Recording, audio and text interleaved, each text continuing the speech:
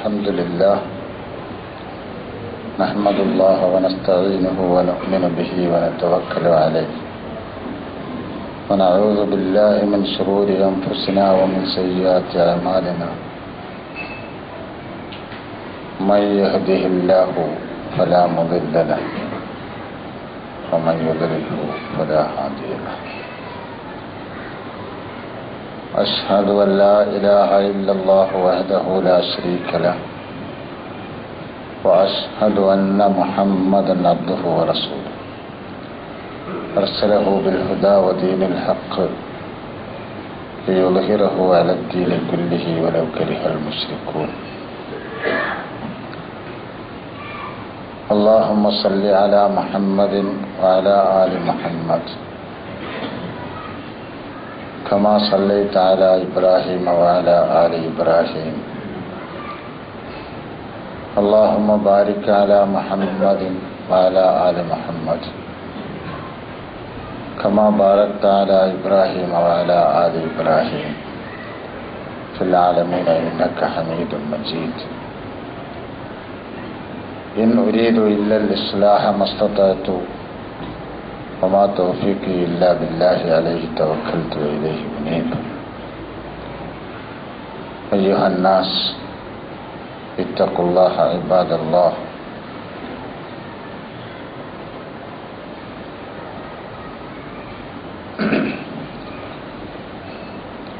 أعوذ بالله من الشيطان الرجيم بسم الله الرحمن الرحيم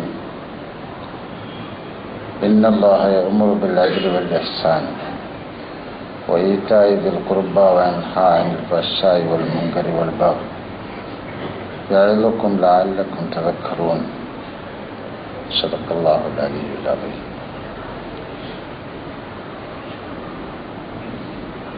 സഹോദരന്മാരെ, സഹോദരിമാരെ, അള്ളാഹുവിൻ്റെ കൽപ്പനകൾ മനസ്സിലാക്കി അതനുസരിച്ച് ജീവിക്കണമെന്ന് ആദ്യമായി വസിയത്ത് ചെയ്യുകയാണ്.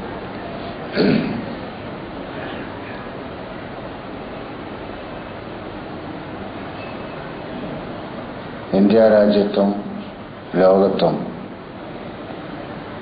വ്യത്യസ്തമായ പല സംഭവങ്ങളും അത്ഭുതങ്ങൾ സൃഷ്ടിച്ചുകൊണ്ട് തന്നെ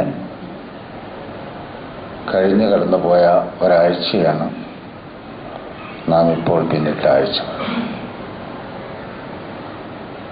എന്താണ് ആ അത്ഭുതങ്ങൾ എന്ന് ഞാൻ വിവരിക്കാതെ തന്നെ നമ്മുടെ ഓരോരുത്തരുടെയും മനസ്സുകളിൽ ഉണ്ടാവും.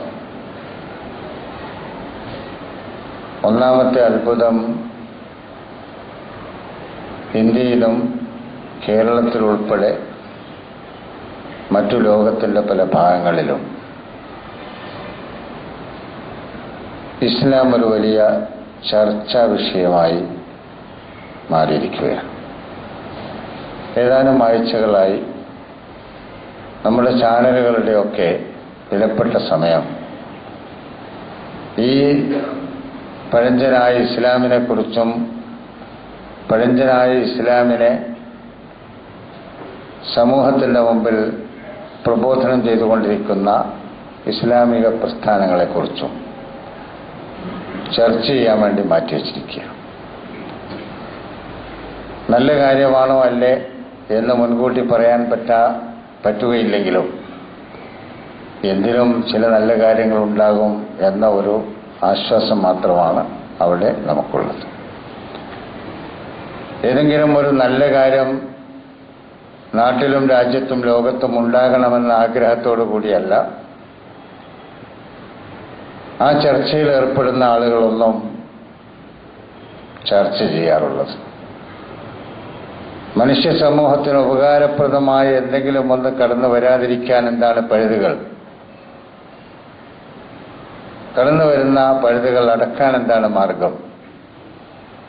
നല്ലതിനു വേണ്ടി പണിയെടുക്കുന്നവരെ എങ്ങനെ തേജോവധം ചെയ്യാൻ കഴിയും? ആ മനസ്സോടുകൂടിയാണ് ആ കാര്യങ്ങൾ കൈകാര്യം ചെയ്യുന്നവർ എന്ന് നമുക്ക് അനുഭവങ്ങളിലൂടെ മനസ്സിലാവും. അതത്ര പറഞ്ഞുകൊണ്ട് ഞാനത് അവസാനിപ്പിക്കാം. രണ്ടാമത്തേത്, ഇന്ത്യ രാജ്യത്ത് ഏറ്റവും പ്രബലമായ ഒരു പ്രതിപക്ഷ ശക്തി എന്ന് നമ്മൾ തെറ്റിദ്ധരിച്ചിരുന്ന, അല്ലെങ്കിൽ ചില ആളുകൾ ശരിയായി ധരിച്ചിരുന്ന ഒരു ശക്തിയുടെ തകർച്ചയാണ്. പണ്ട് USSR തകർന്നു പോയപ്പോൾ ഒരു വിഭാഗം ആളുകൾ വല്ലാതെ സന്തോഷിച്ചു എങ്കിലും അതിൻ്റെ തിക്തഫലം ഭാവിയിൽ അനുഭവിക്കേണ്ടി വരുമെന്ന് മനസ്സിലാക്കിയ ആളുകൾ ദുഃഖിക്കുകയും ചെയ്തു. കാരണം ഒരു ഏകശക്തിയുടെ ഏകാധിപത്യം ലോകത്ത് വരും എന്നതായിരുന്നു ആ ആശങ്ക. അതേപോലെ തന്നെ ഇന്ത്യ രാജ്യം എന്ന് പറയുന്ന നമ്മുടെ ഈ വലിയ രാജ്യം ഒരു ജനാധിപത്യ രാജ്യമാണെന്നാണ് ആളുകൾ പറയാറുള്ളത്. ആ ജനാധിപത്യ രാജ്യമാണ് എന്ന ആളുകൾ പറയുന്ന രാജ്യത്ത് ജനാധിപത്യം നഷ്ടപ്പെടാൻ സാധ്യതയുള്ള ഒരു പോക്കിലേക്കാണ്, ഉണ്ട് എന്ന് വിശ്വസിക്കുന്ന ജനാധിപത്യം അത് നഷ്ടപ്പെടാൻ സാധ്യതയുള്ള ഒരു പോക്കിലേക്കാണ് ഈ പോകുന്നത്. അങ്ങനെ ഞാൻ പറയുന്നത് ഈ കാര്യങ്ങളിലൊന്നും എനിക്ക് വിശ്വാസമില്ലാത്തത് കൊണ്ടാണ്. ഇന്ത്യയിൽ ഒരു ജനാധിപത്യമുണ്ട് എന്ന് എനിക്ക് വിശ്വാസമില്ല. ലോകത്ത് ജനാധിപത്യം എന്നൊരു സാധനം ഉണ്ടെന്ന് എനിക്ക് വിശ്വാസമില്ലാത്തത് കൊണ്ടാണ് അങ്ങനെ ഞാൻ പറയുന്നത്. നിങ്ങൾ മനസ്സിലാക്കിയാൽ മതി. നിങ്ങളെല്ലാവരും, ഞാനല്ലാത്ത എല്ലാ മനുഷ്യരും അത് അംഗീകരിക്കുന്നവരാണ് എന്നതുകൊണ്ടാണ് ഞാനത് അങ്ങനെ തന്നെ പറഞ്ഞത്. അതെന്താണ് എന്ന് ചോദിച്ചാൽ ഇപ്പോൾ ലോകത്ത് എന്താ നടക്കുന്നത് എന്നത് തന്നെ. ലോകത്തുണ്ടല്ലോ ജനാധിപത്യം. ജനാധിപത്യത്തിന് വേണ്ടിയാണ് അമേരിക്കയെ പോലെയുള്ള വൻശക്തികൾ ഇപ്പോൾ ശ്രദ്ധിച്ചുകൊണ്ടിരിക്കുന്നത്. പക്ഷേ അവരുടെ രാജ്യത്തതില്ല എന്ന് മാത്രമല്ല, ലോകത്ത് അവർ സ്ഥാപിച്ചിട്ടുള്ള ഒരു രാജ്യത്തും അതില്ല. ആരെയും എന്തും ചെയ്യാം, ആരോടും ചോദിക്കാതെ അതിനവർക്ക് അംഗീകാരം നൽകാൻ പറ്റുന്ന ഒരു വലിയ സഭയും അവരുണ്ടാക്കി വെച്ചിട്ടുണ്ട്. ആ സഭയ്ക്ക് അവർ പേര് കൊടുത്തിട്ടുണ്ട്. അത് ഐക്യരാഷ്ട്രസഭ അല്ല. ഒരുപാട് രാഷ്ട്രങ്ങൾ അതിൽ അംഗങ്ങളാണ്. അതിലംഗങ്ങളായ രാഷ്ട്രങ്ങളിലേക്ക് കടന്നു ചെല്ലാൻ പോലും അവർക്ക് ആരോടും ചോദിക്കേണ്ടതില്ല. ആ ഐക്യരാഷ്ട്രസഭയിൽ അംഗങ്ങളായി ഇത്രയും കാലം അവരോടൊപ്പം ജീവിച്ച ആ രാജ്യത്തേക്ക് കടന്നു ചെല്ലാൻ അവർക്ക് ഐക്യരാഷ്ട്രസഭ തന്നെ അവർക്ക് നൽകിയിരിക്കുന്നു എന്നവർ പറയുന്ന ഒരു ഏകാധിപത്യം. ആ ഏകാധിപത്യം കയ്യിൽ വെച്ചിട്ടുള്ള ആൾക്കാരെ നമ്മൾ പറയും സെക്യൂരിറ്റി കൗൺസിൽ എന്നാണ് തോന്നുന്നതിന് പറയൽ. അഖില ലോക രക്ഷാസമിതി എന്നതിന് പറയാറുണ്ട് ഇവർ. അഖില ലോക രക്ഷാസമിതി എന്ന് പറയുന്ന ആ സ്ഥാപനത്തിന് അഖില ലോക ശിക്ഷാ സമിതി എന്നാണ് വേറെ ചിലർ വിളിച്ചത്. അത് ലിബിയയിലെ നേതാവ് കേണൽ ഖദ്ദാഫി അവരുടെ മുഖത്ത് നോക്കി പറഞ്ഞത് അതായിരുന്നു. ഐക്യരാഷ്ട്രസഭയുടെ ഒരു പൊതുസമ്മേളനത്തിൽ അദ്ദേഹം ചെയ്ത ഒരു ഗംഭീരമായ പ്രസംഗമുണ്ട്. ആ ഗംഭീരമായ പ്രസംഗത്തിൽ അദ്ദേഹം പറഞ്ഞു, നിങ്ങൾക്ക് ആര് ഈ അധികാരം തന്നു? നിങ്ങൾക്ക് ആരാണ് ഈ അധികാരം തന്നത്? ചോദ്യം ചെയ്യാൻ പറ്റാത്ത അധികാരം നിങ്ങൾക്ക് തന്നല്ലോ. ഏതോ 5-6 ശക്തികൾക്ക്. ഞങ്ങൾ വോട്ട് ചെയ്ത് അധികാരം കൊടുത്തത് ചൈനക്ക് മാത്രമാണ്. ബാക്കിയുള്ള ഈ അധികാരം നിങ്ങൾക്ക് ആര് തന്നു എന്ന് ചോദിച്ചു. ജനാധിപത്യത്തിനാണല്ലോ നിങ്ങൾ ലോകത്ത് ശ്രദ്ധിക്കുന്നത്. പക്ഷേ എവിടെ ജനാധിപത്യം? ലോകത്തുള്ള രാഷ്ട്രങ്ങളെ രക്ഷിക്കലാണ് അവരുടെ ലക്ഷ്യം. രാഷ്ട്രങ്ങളെ രക്ഷിക്കൽ. ആ രക്ഷിക്കുന്ന സ്വഭാവമാണിത്. എല്ലാ തോന്നിയവാസം ചെയ്യുകയാണെങ്കിലും, അന്യായമായി മനുഷ്യരെ കൊല്ലുകയാണെങ്കിൽ പോലും ഞങ്ങളെ കൊല്ലാൻ വരുന്നു എന്ന് പറയാൻ പാടില്ല. അത് ഐക്യരാഷ്ട്രസഭയിൽ പറയാൻ വേണ്ടി ഒരുങ്ങിയാൽ അവിടെ വരും വീറ്റോ അധികാരമുള്ളവർ. അതിവിടെ ചർച്ച ചെയ്യാൻ പാടില്ല. പിന്നെ എന്ത് ജനാധിപത്യമാണോ നീ ഈ ലോകത്ത് നടപ്പാക്കാൻ ഉദ്ദേശിച്ചിട്ടുള്ളത്? ജനാധിപത്യം എന്നതിനൊരു മാന പറഞ്ഞു തരണ്ടേ, ഒരർത്ഥം, ജനങ്ങൾക്ക് മനസ്സിലാകുന്നൊരർത്ഥം. ഞങ്ങളത് ആ തല്ലിക്കൊല്ലുന്നു എന്ന് പറയുമ്പോൾ, അത് പറയാൻ പറ്റുന്ന ഒരു കേന്ദ്രത്തിൽ ചെന്ന് പറയുമ്പോൾ അതിവിടെ പറയാൻ പാടില്ല. ഞങ്ങളെ രാജ്യം ഇതാ ഇവരെ പിടിച്ചെടുത്തിരിക്കുന്നു, അതിവിടെ ചർച്ച ചെയ്യാൻ പാടില്ല. നിങ്ങൾക്ക് പോകാം, നിങ്ങൾക്ക് അഫ്ഗാനിസ്ഥാനിലേക്ക് പോകാം, അനുവാദം കൊടുത്തു. അതേപോലെ തന്നെ നിങ്ങൾക്ക് പോകാം പാകിസ്ഥാനിലേക്ക്, അനുവാദം കൊടുത്തു. പ്ലെയിൻ പറപ്പിക്കാൻ പോലും ആളില്ലാത്ത വിധം, ഓടിക്കുന്ന പൈലറ്റില്ലാത്ത പ്ലെയിനിൽ ആയുധങ്ങൾ കയറ്റി കൊണ്ടുപോയിടാൻ അനുവാദം കൊടുത്തു, ഗവൺമെന്റും കൊടുത്തു, മറ്റവരും കൊടുത്തു. അഫ്ഗാനിസ്ഥാനിലെ മനുഷ്യരുടെ തലയിൽ ബോംബിടാൻ, അതേപോലെ ഇറാഖിലെ മനുഷ്യരെ ചുട്ടുകൊല്ലാൻ, അങ്ങനെ അവരിഷ്ടപ്പെടാത്ത ഏത് രാജ്യമാണോ ഉള്ളത് ആ രാജ്യത്തൊക്കെ എന്ത് അക്രമം ചെയ്യാനും യാതൊരു തടസ്സവും അവർക്കില്ല. അവർ പറയുന്നു ഈ ലോകത്ത് ജനാധിപത്യം സ്ഥാപിക്കാൻ ഉദ്ദേശിക്കുന്നു. അതുകൊണ്ട് ഒന്ന് മാറി ചിന്തിക്കേണ്ട അവസരമായതിനാൽ ഞാൻ ഈ രണ്ട് കാര്യങ്ങൾ നിങ്ങളുടെ ശ്രദ്ധയിൽപ്പെടുത്തിയിട്ട് വേറൊരു തരത്തിലേക്ക് നമ്മുടെ മനസ്സിനെ കൊണ്ടുപോകാനാണ്.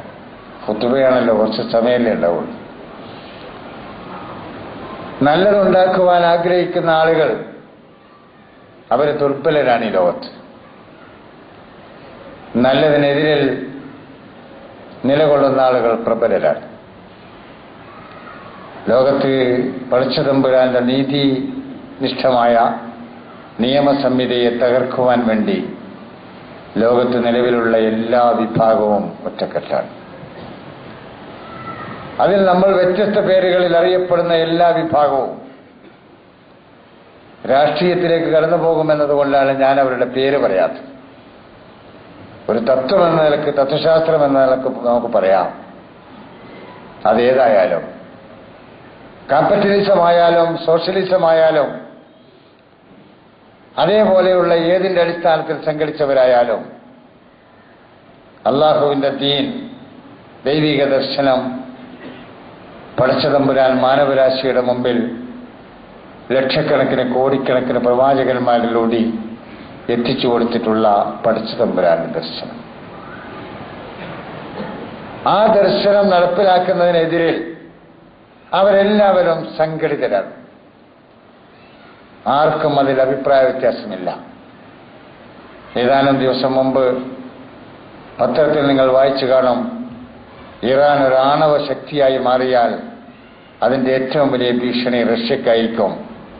പറയുന്നതാരാണ്? അമേരിക്കക്കാരൻ. ഇറാൻ ആണവ ശക്തിയായി മാറിയാൽ ഏറ്റവും വലിയ ഭീഷണി റഷ്യക്കായിരിക്കും. റഷ്യനെ പേടിപ്പിച്ച് അവിടെ നിർത്തി. കാരണം വല്ല സഹായം അവർ ചെയ്യുന്നത് അതാണില്ലാതാണ്. അതേപോലെ ലോകത്തെ പടച്ചതമ്പുരാന്റെ പരമാധികാരം സ്ഥാപിക്കണമെന്ന് ശക്തിയായി വാദിക്കുന്നവരാണ് ഇസ്ലാമിസ്റ്റുകൾ. ചൈനയിൽ പോയി പറഞ്ഞു, ഈ ഇസ്ലാമിസ്റ്റുകൾ അധികാരത്തിൽ വന്നാൽ അതിന്റെ ആദ്യത്തെ ഭീഷണി നിങ്ങൾക്കായിരിക്കും. അപ്പൊ അവരും അവിടെ മാറി നിന്നു. യൂറോപ്പ്, അമേരിക്കൻ മേഖലകളിലുള്ളവർക്ക് പണ്ടേ അറിയാം, ഇസ്ലാമിൽ നിലവിൽ വന്നാൽ തീർച്ചയായും ഞങ്ങൾക്കത് അപകടമാണ്. അവരുടെ കീഴിൽ ജീവിക്കുന്ന മുസ്ലിം ജാതി സമുദായത്തിന്റെ ആധിപത്യത്തിൽ നിലനിൽക്കുന്ന ഏകാധിപതികളായ രാജാക്കന്മാർക്കൊക്കെ അറിയാം, ഇസ്ലാം നിലവിൽ വന്നാൽ ഞങ്ങൾക്ക് അപകടമാണ്. സൗദി രാജാവിനറിയാം, അതേപോലെ തന്നെ കുവൈത്തിലെ ഷെയ്ഖിനറിയാം, അമീറിനറിയാം, UAE-യിലെ ഷെയ്ഖന്മാർക്കറിയാം. അങ്ങനെ ലോകത്ത് മുസ്ലിം ജാതി സമുദായങ്ങളുടെ ഭൂരിപക്ഷം, ആ ഭൂരിപക്ഷത്തെ ഭരിച്ചുകൊണ്ടിരിക്കുന്ന ഭരണാധികാരികൾക്കൊക്കെ അറിയാം, യഥാർത്ഥ ഇസ്ലാം നിലവിൽ വന്നാൽ ഞങ്ങൾക്കത് അപകടമാണ്. ഇനി പ്രസിഡന്റുമാര് ഭരിച്ചുകൊണ്ടിരിക്കുന്ന രാജ്യങ്ങളുണ്ടല്ലോ, മുസ്ലിം ജാതി സമുദായത്തിന്റെ രാജ്യങ്ങൾ, ഈജിപ്ത്, സിറിയ, അതേപോലെ ഇറാഖ്, നമ്മളെ പാകിസ്ഥാൻ, ബംഗ്ലാദേശ്, അതേപോലെ ഇന്തോനേഷ്യ തുടങ്ങി മലേഷ്യ തുടങ്ങി ആഫ്രിക്കൻ മേഖലകളിലും ഏഷ്യൻ മേഖലകളിലും പേരിന് പ്രസിഡന്റുമാരെ ഭരിച്ചുകൊണ്ടിരിക്കുന്ന, എന്നാൽ ഇലക്ഷൻ നടന്നു എന്ന് വരുത്തി തീർക്കുവാൻ എന്തെങ്കിലും ചില പ്രഹസനങ്ങൾ നടത്തി കാലാകാലം ചാകുന്നത് വരെ ഹുസ്നി മുബാറക്ക് തന്നെ പ്രസിഡന്റായി പോരുന്ന, അതേപോലെ ചാകുന്നത് വരെ, മരണം വരെ ഞാൻ തന്നെ പ്രസിഡന്റായിത്തീരുന്ന ഓരോ രാജ്യത്തെയും ആൾക്കാരുണ്ടല്ലോ, അവർക്കും അറിയാം യഥാർത്ഥ ഇസ്ലാം നിലവിൽ വന്നാൽ ഞങ്ങൾക്ക് അപകടമാണ്. യഥാർത്ഥ ഇസ്ലാം നിലവിൽ വരുന്നതിന് മുമ്പിൽ മാർഗതടസ്സം സൃഷ്ടിക്കുന്നു അവർ. എന്തിനെ? നിങ്ങൾ നിങ്ങളുടെ ജീവനേക്കാൾ സ്നേഹിക്കുന്ന ഖുർആൻ.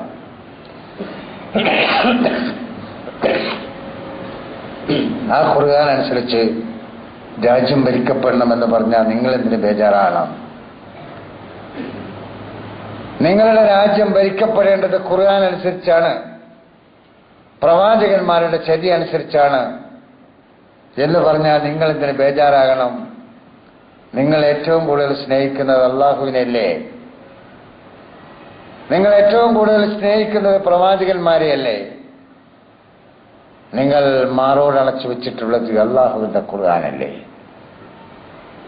അള്ളാഹു നൽകിയ ദൈവിക നിയമങ്ങൾ അടങ്ങിയ വേദഗ്രന്ഥങ്ങളുടെ അടിസ്ഥാനത്തിൽ രാജ്യങ്ങൾ ഭരിക്കപ്പെടണമെന്ന് പറഞ്ഞാൽ നിങ്ങൾ എന്തിനു ബേജാറാകണം? നിങ്ങൾ സ്നേഹിക്കുന്ന ഇസ്ലാം നിലവിൽ വരണമെന്നല്ലേ പറയുന്നുള്ളൂ. എന്താ ഇത്ര പ്രയാസം? നിങ്ങൾ ഇസ്ലാമിലാണെങ്കിൽ, നിങ്ങൾ ഇസ്ലാമിന്റെ അനുയായികളാണെങ്കിൽ, തുറന്നു ചോദിക്കട്ടെ, നിങ്ങൾ മുസ്ലിങ്ങളാണെങ്കിൽ ഇസ്ലാമിനെ നിങ്ങൾ എന്തിനു ഭയപ്പെടണം? നിങ്ങൾ ഇസ്ലാമിനെ ഭയപ്പെടുന്നുവെങ്കിൽ നിങ്ങൾ നിങ്ങളുടെ നെഞ്ചത്ത് കൈവച്ച് ചോദിക്കൂ, ഞാൻ മുസ്ലിമാണോ? ഒരു മുസ്ലിമിന് അവന്റെ ഇസ്ലാമിനെ ഭയപ്പെടാൻ പറ്റുമോ? ഒരു മുസ്ലിമിന് അവന്റെ ഖുർആനിനെ ഭയപ്പെടാൻ പറ്റുമോ? ഒരു മുസ്ലിമിന് അവന്റെ പ്രവാചകന്മാരെ ഭയപ്പെടാൻ പറ്റുമോ? മുഹമ്മദ് നബി അലൈഹിസ്സലാത്തു വസ്സലാം ജീവിച്ചു കാണിച്ചു എന്ന മാതൃകയാണ് സ്വീകരിക്കേണ്ടതെന്ന് പറയുമ്പോൾ അത് മാറോടണക്കേണ്ടവൻ മുസ്ലിമല്ലേ? ആദ്യമായി മാറോടണക്കേണ്ടത് ഖുർആനാണ്. നമ്മുടെ ജീവിതത്തിന്റെ ദസ്തൂർ, ഭരണഘടന എന്ന് പറയുമ്പോൾ ഖുർആനിനെ മാറോടണച്ചു പിടിച്ച മുസ്ലിങ്ങളെ നമ്മളല്ലേ അതാദ്യം സ്വീകരിക്കേണ്ടത്?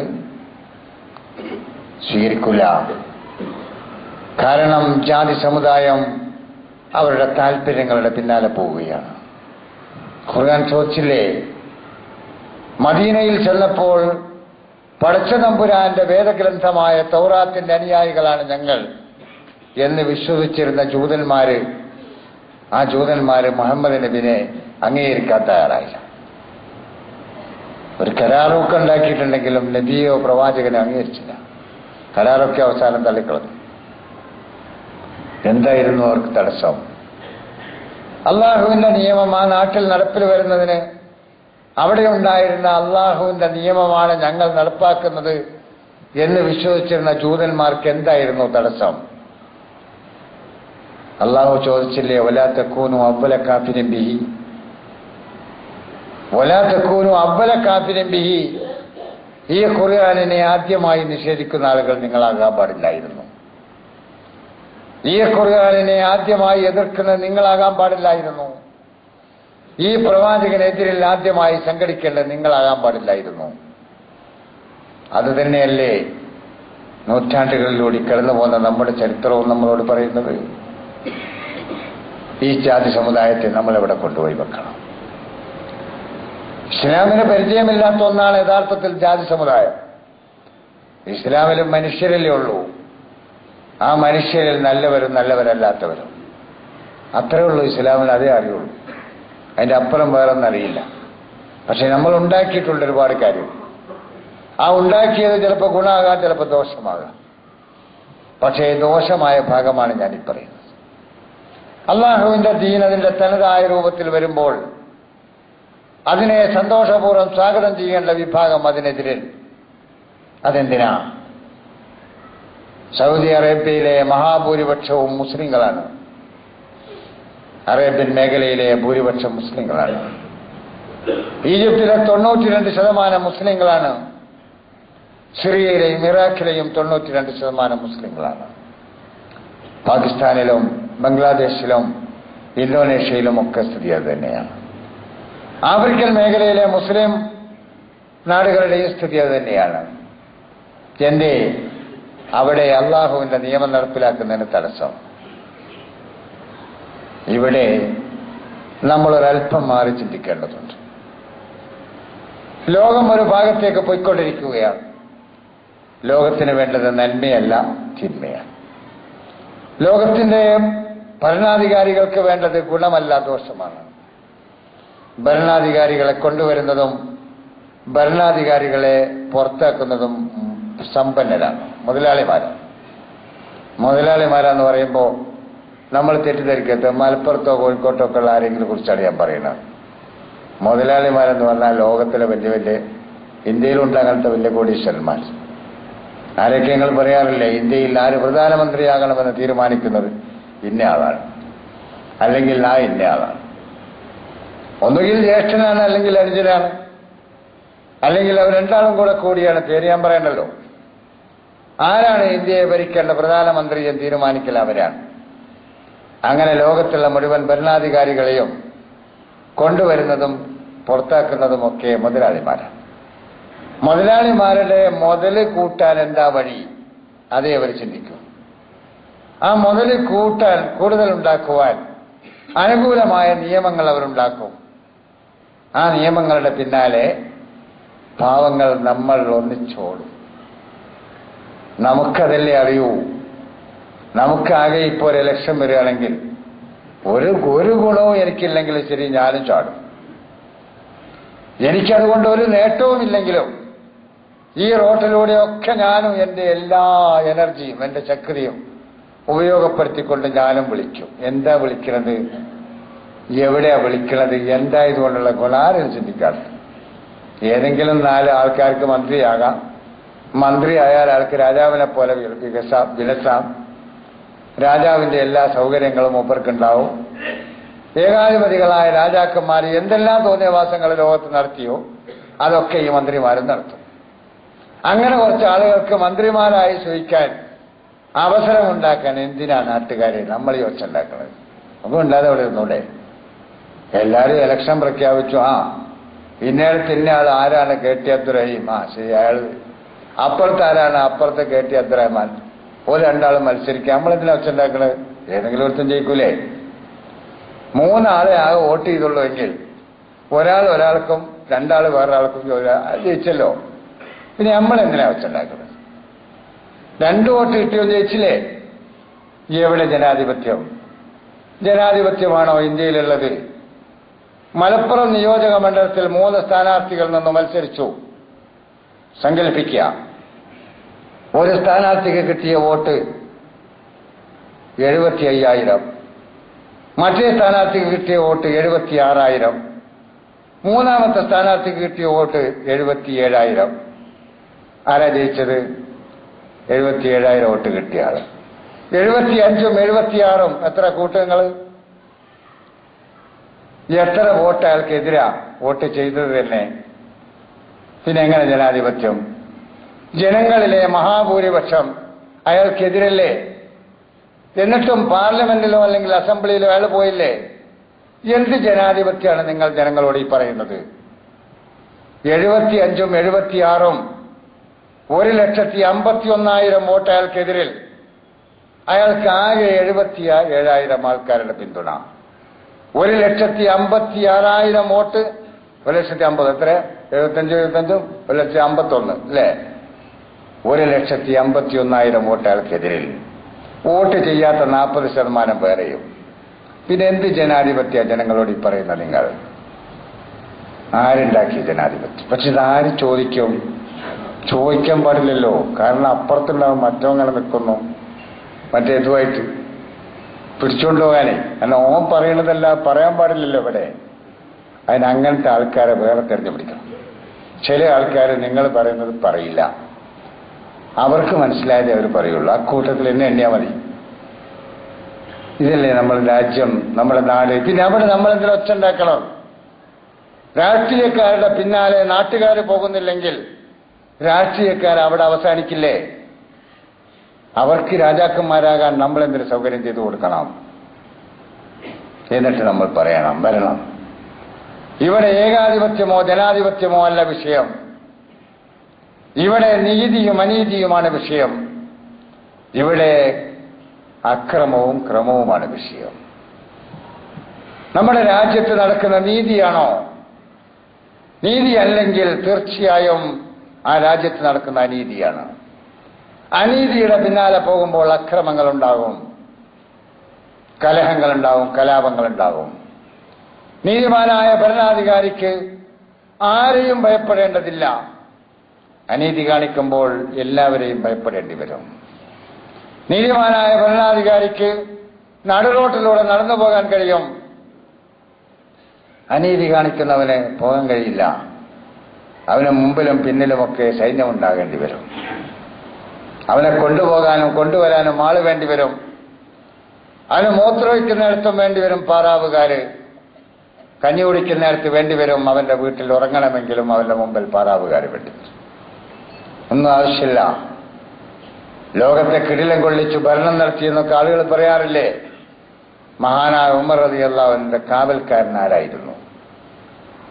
ആകെ ഉമറെ നിനക്ക് മരിക്കണം കേട്ടോ എന്ന് പറയാൻ ഒരാളോട് ഏർപ്പാട് ചെയ്തിരുന്നു. കാണുമ്പോഴൊക്കെ ഉമറെ മരിക്കണം കേട്ടോ നിനക്ക്. താടി നരച്ചപ്പോൾ മുമ്പ് പറഞ്ഞിച്ച് അത് പറയണ്ട. കാരണം താടി നരച്ച താടി ഞാൻ കണ്ണാടിയിൽ നോക്കുമ്പോഴൊക്കെ ഈ നര എന്നോട് പറയുന്നു നീ മരിക്കണം. വേറൊരു മനുഷ്യൻ മൂപ്പരെ നോക്കാൻ അവിടെ ഉണ്ടായില്ല. ഉണ്ടായോ? ഉണ്ടെങ്കിൽ ആരെങ്കിലും ഉണ്ടെങ്കിൽ ഇന്നും ജനങ്ങൾക്കിടയിലുള്ള സൈക്കിൾ ചവിട്ടിപ്പോകുന്ന ഒരു ഭരണാധികാരി ഉണ്ടെങ്കിൽ അത് ഇറാനിലെ പ്രസിഡന്റ് മാത്രം. തെഹ്റാൻ പട്ടണത്തിലൂടെ ജനങ്ങളുടെ കൂടെ സൈക്കിളും ചവിട്ടി മോട്ടോർ സൈക്കിളല്ല സൈക്കിൾ ചവിട്ടി പോകുന്ന ഒരു പ്രസിഡന്റ് ഉണ്ടെങ്കിൽ അത് ഇറാനിലെ പ്രസിഡന്റ്. എന്തേ അദ്ദേഹത്തിന് അങ്ങനെ പേടിയില്ലാതെ പോകാൻ തോന്നിയത്? അദ്ദേഹം ഒന്നും സമ്പാദിച്ചില്ല, അദ്ദേഹം അക്രമം ചെയ്തതുമില്ല. കഴിവതും നീതിയുടെ അടിസ്ഥാനത്തിൽ കൊണ്ടുവന്നു. അത് പൊളിക്കാൻ വേണ്ടി ഭൂലോകത്തുള്ള എല്ലാ ഏകാധിപതികളും ശ്രമിച്ചു. പക്ഷെ പൊളിഞ്ഞിട്ടില്ല ഇതുവരെ. പൊളിക്കവര്. നമ്മൾ പറയുന്നത് മനുഷ്യനിർമ്മിത ഇഷ്ടങ്ങൾ പരാജയപ്പെട്ടു പോയി. ഇനിയാണ് വിഷയം. മനുഷ്യനിർമ്മിത ഇഷ്ടങ്ങൾ, മനുഷ്യനിർമ്മിത പ്രസ്ഥാനങ്ങൾ പരാജയപ്പെട്ടു പോയി. മനുഷ്യനുണ്ടാക്കിയതാണ്, അതുകൊണ്ട് തന്നെ അത് പരാജയപ്പെടണം. ഏറ്റവും ശാസ്ത്രീയമായി നിലവിൽ വന്ന ഒരു വലിയ പ്രസ്ഥാനം ഭൂഗോളത്തിന്റെ 44% ഭൂപ്രദേശവും 42% മനുഷ്യരെയും സ്വാധീനിച്ചു എന്ന് അവകാശപ്പെടുന്ന, പറയേണ്ടത് അത്രയും പ്രദേശം പിടിച്ചെടുത്തു എന്നാണ്. പക്ഷെ അവര് പറയുന്നത് ഞാൻ പറയാം. അവകാശപ്പെടുന്ന ആ പ്രസ്ഥാനം 70 കൊല്ലം കഴിഞ്ഞപ്പോൾ ലോകത്ത് നിലനിൽക്കുവാൻ യോഗ്യതയില്ലാത്തതായി മാറി, തകർന്ന് തരിപ്പണമായി. അതിന്റെ മുമ്പ് തന്നെ മറ്റൊന്ന് തകർന്നു പോയിരുന്നു, ക്യാപിറ്റലിസം എന്ന് പറഞ്ഞുകൊണ്ടൊരു പ്രസ്ഥാനം. പക്ഷേ അതിലെ മുതലാളിമാര് അതിന്റെ ഏകാധിപത്യ സ്വഭാവം സ്വീകരിച്ചുകൊണ്ട് മറ്റുള്ളവരെ അടിച്ചമർത്തി അവിടുന്ന് പിടുങ്ങിയെടുത്ത് ലോകത്തിന്റെ നാനാഭാഗങ്ങളിലുള്ള വിഭവങ്ങൾ അത് ശക്തി ഉപയോഗിച്ച് പിടിച്ചുകൊണ്ടുപോയി അവരുടെ രാജ്യത്തെ സൂക്ഷിച്ചു വെച്ചുകൊണ്ട് അതിനെ നിലനിർത്തുകയാണ്.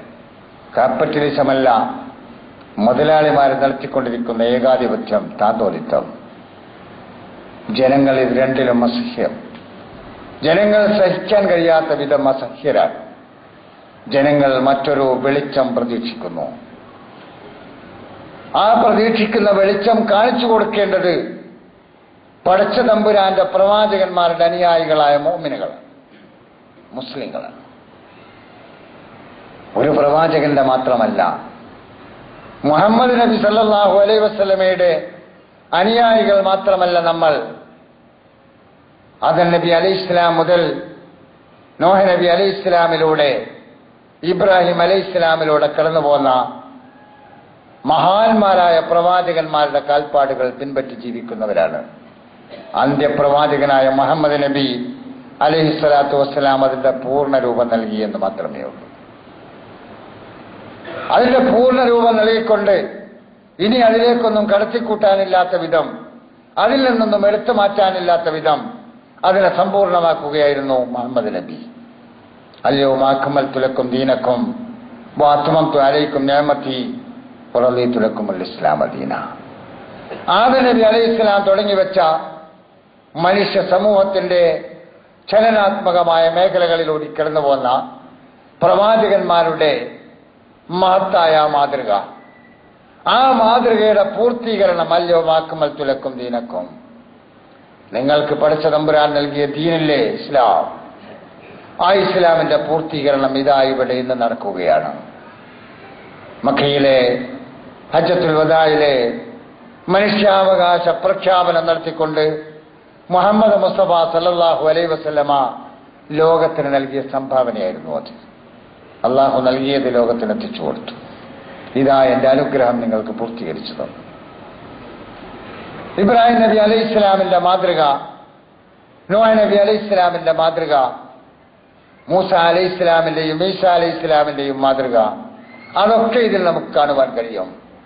അങ്ങനെ ലോകത്ത് പടച്ച തമ്പുരാന്റെ ദീൻ മനുഷ്യ സമൂഹത്തിന് എത്തിച്ചു കൊടുത്ത പ്രവാചകന്മാരുടെ മുഴുവൻ മാതൃക സ്വീകരിച്ചുകൊണ്ട് അതിന്റെ പൂർണ്ണരൂപമായ മുഹമ്മദ് നബി അലൈഹി സ്വലാത്തു വസ്സലാമിന്റെ മാതൃക ലോകത്തിന്റെ മുമ്പിൽ സമർപ്പിച്ചുകൊണ്ട് ആ മാതൃക നടപ്പിലാക്കിയ അബൂബക്കറിന്റെയും ഉമറിന്റെയും ഉസ്മാന്റെയും അലിയുടെയും അതിഗംഭീരമായ ഭരണ മാതൃക ലോകത്തിന്റെ മുമ്പിൽ സമർപ്പിച്ചുകൊണ്ട് നിങ്ങളുണ്ടാക്കിയ എല്ലാവിധ പ്രസ്ഥാനങ്ങളും പരാജയപ്പെട്ടു, ഇനി ഇങ്ങോട്ട് തിരിച്ചു വരൂ എന്ന് പറയേണ്ടത് നമ്മളാണ്. അപ്പൊ നമ്മളിതിൽ വിഭാഗീയത കാണാൻ പാടില്ല. മതങ്ങളും തമ്മിലുള്ള ഏറ്റുമുട്ടലുകൾ മാറ്റി നിർത്തണം. മതവിശ്വാസികളും തമ്മിലുള്ള തർക്കം അവസാനിപ്പിക്കണം. എല്ലാ മതവിശ്വാസികളും ദൈവവിശ്വാസികളും അവരുടെ വിശ്വാസത്തിൽ എന്തുമാത്രം പോരായ്മകളുണ്ടെങ്കിലും ദൈവത്തിൽ വിശ്വസിക്കുന്നുവെങ്കിൽ ഒന്നിക്കണം.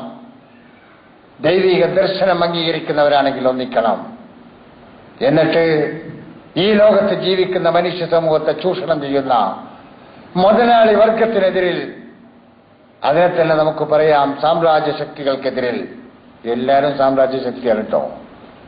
സാമ്രാജ്യ ശക്തി അറിയുമ്പോൾ നമ്മളെ കണ്ണ് നേരെ പടിഞ്ഞാട്ട് അമേരിക്കൻ മേഖലകളിലേക്കാ പോവുക.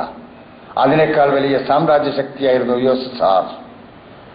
ലോകത്തിലെ ഏറ്റവും വലിയ സാമ്രാജ്യ ശക്തി അമേരിക്കയേക്കാൾ വലിയ സാമ്രാജ്യ ശക്തി USSR ആയിരുന്നു.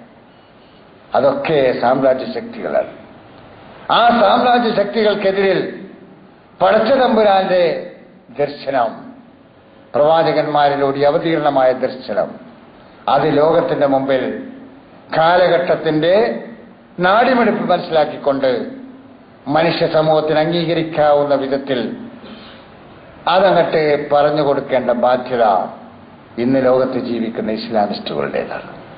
ആ വഴി അവർ സ്വീകരിച്ചാൽ തീർച്ചയായും ലോകത്തിന് അവർക്കൊരു ബദൽ സമർപ്പിക്കുവാൻ കഴിയും. അതല്ല ഏതെങ്കിലും ഒരു പക്ഷപാതിത്വത്തിലൂടെയാണ് പോകുന്നതെങ്കിൽ ആ പക്ഷപാതിത്വം വിജയിച്ചു എന്ന് വരും. അല്ലെങ്കിൽ ഏതെങ്കിലും ഒരു വിഭാഗത്തിന് മേൽക്കോയ്മ ഉണ്ടാകണം എന്ന മനസ്സോടുകൂടിയാണ് പോകുന്നതെങ്കിൽ അവർക്ക് മേൽക്കോയ്മ ഉണ്ടായി എന്ന് വരാം.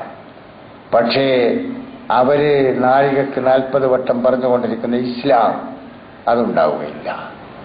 പടച്ചവന്റെ നിയമസംഹിത അവിടെ നടപ്പിലാവുകയില്ല. ലോകത്ത് പടച്ചവൻ നമുക്ക് പറഞ്ഞു തന്ന നീതി നടപ്പിലാവുകയില്ല. കാരുണ്യം നടപ്പിലാവുകയില്ല. അതാകണമെങ്കിൽ മനുഷ്യ സമൂഹത്തിലെ നല്ലതിന്റെ അനുയായികൾ ഒരു ഭാഗത്ത് ഒരുമിച്ച് കൂട്ടുവാൻ, താല്പര്യക്കാരെ മറുഭാഗത്തേക്ക് തള്ളി മാറ്റുവാനും നാം അല്പം ധൈര്യം കാണിക്കണം. ഇസ്ലാമിസ്റ്റുകൾക്ക് ഒരല്പം ധൈര്യം കാണിക്കാൻ കഴിയണം. എങ്കിൽ അവിടെ നമുക്ക് കണ്ടെത്തുവാൻ കഴിയും ഇസ്ലാമിന്റെ നീതി. ആ നീതിയിലേക്കാണ് ലോകം ഇന്ന് ഉറ്റുനോക്കിക്കൊണ്ടിരിക്കുന്നത്. അള്ളാഹു നമ്മെ അനുഗ്രഹിക്കുമാറാകട്ടെ.